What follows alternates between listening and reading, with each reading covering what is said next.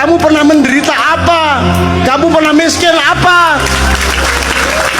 Karena kamu pernah puasa kayak apa? Kamu pernah tirakat apa? Kamu lancar-lancar semua kok. Kamu bisa membayar miliaran kok jadi pejabat. Apa alasanmu untuk jahat kepada rakyat? Sengkuni saja tidak sejahat kamu, padahal dia penderitaannya ribuan kali lipat dibanding penderitaan hidupmu. Hampir tidak ada yang tidak sengkuni di Indonesia sekarang ini. Tapi sengkuni Indonesia ini sangat rendah derajatnya sebagai manusia, sebagai kan penjahat aja ada yang derajatnya tinggi, ada yang rendah, Mas. Ini sebagai penjahat Indonesia ini rendah sekali derajatnya. Sudah jahat rendah. Kalau sengkuni ini nyun sewu nih, Pak Muzamil, tidak tahu apa ya. Sengkuni ini kan cuma provokator, Mas. Licik, yuwaswisu fisuduri haulihim gitu ya, hanya ngipas-ngipasin hati, memprovokasi kan gitu dok. Itu kejahatannya tidak sampai ke terorisme, tidak sampai ke pengeboman bunuh orang massal kan, tidak sampai ke Westerling, nggak sampai ke pembunuhan massal. Sengkuni itu hanya seorang provokator, hanya seorang yang abal-abal aja. Itu dahsyat, menurut saya sangat tinggi kepribadiannya Sengkuni itu karena melihat sejarahnya Sengkuni. Sengkuni itu singkat kata, karena suatu hal seluruh keluarganya, bapak, ibunya, dan saudaranya 100 orang dipenjara oleh Prabu Destoroto yang mengawini kakaknya Sengkuni ya. Dan setiap orang yang dipenjara dari 102 orang itu hanya dikasih sebutir nasi untuk makan sehari. Tidak mungkin mereka bisa bertahan hidup. Sebutir nasi, meskipun 100 butir nasi kan cuma segini, Mas. Untuk makan satu orang juga tidak kenyang, tidak akan bisa bertahan hidup. Maka singkat kata mereka berdiskusi, bapaknya ambil keputusan dan disetujui bahwa di antara 101 orang ini, 102 seharusnya, tapi yang satu kan jadi permaisurinya raja yang menghukum itu, yang wajahnya ditutup sepanjang hidupnya untuk protes kepada nasibnya dan seterusnya. Diambil keputusan bahwa harus ada yang hidup di antara 101 orang ini. Maka yang 100 orang merelakan untuk dimakan oleh yang satu. Jadi Sengkuni itu bertahun-tahun kerjanya adalah makan saudaranya. Mutilasi, digoreng gigi lesik, digoreng siki lesik, dirijine dikledusi, terus mari ngono motone di oseng-oseng, terus mari ngono jantungnya dirogoh, dicucup kayak jamu. Pokoknya sekian tahun dia di penjara, dia makan adik-adiknya sebanyak 98 orang dan bapak ibunya sebanyak 2 orang.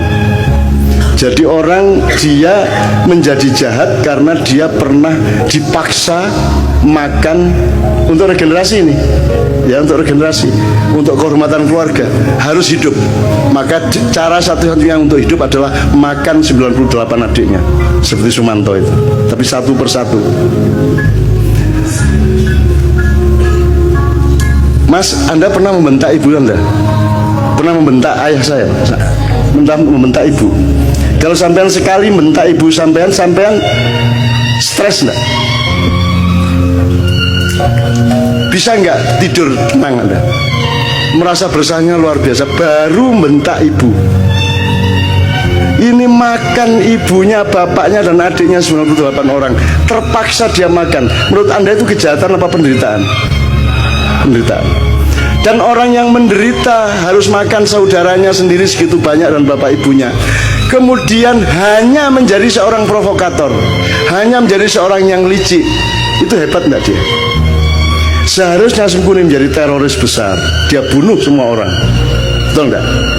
Harusnya dia obrak-abrik itu Hastinapura, Indraprasta dan semuanya, karena dia bermaksud baik, maunya Mbak Yunya itu kawin sama Pandu, jadi, karena dia mempertimbangkan bibit, bebet, bobot.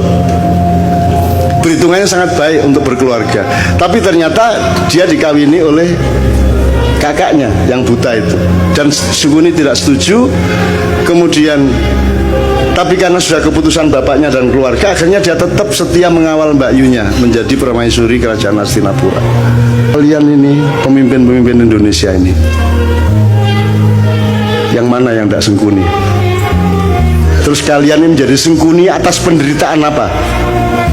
Kamu pernah susah apa hidupmu? Kamu pernah tidak makan? Kamu pernah makan ibumu? Kamu pernah menderita sampai seperti itu? Kamu itu atas nama penderitaan yang bagaimana sehingga kamu jahat kepada rakyat itu? Apa alasan sejarahmu? Kalau Sengkuni ada alasannya untuk jahat, meskipun kejahatan dia tidak sepadan sama sekali dengan penderitaannya. Seharusnya orang macam Sengkuni yang makan 101 keluarganya sendiri, dia dalam tanda petik berhak untuk menjadi teroris besar. Kalau dia tidak kuat, dia akan gila atau dia bunuh diri. Tapi Sengkuni sangat kuat dan sangat arif sehingga dia hanya menjadi provokator. Sementara kita dipimpin oleh Sengkuni-Sengkuni yang tidak punya alasan sejarah untuk jahat kepada rakyatnya. Kamu pernah jahat apa? Kamu pernah menderita apa? Wong kami yang tidak pernah utang seperti anak-anak utang. Kamu tidak pernah kredit seperti mereka. Kamu lancar-lancar saja kok. Ya toh? Kamu juga anak orang yang tidak miskin, cukup kaya sehingga kamu bisa nyalon kok. Urusanmu sama uang-uang besar. Atas nama apa kamu jahat kepada rakyatmu? Apa alasan sejarahmu?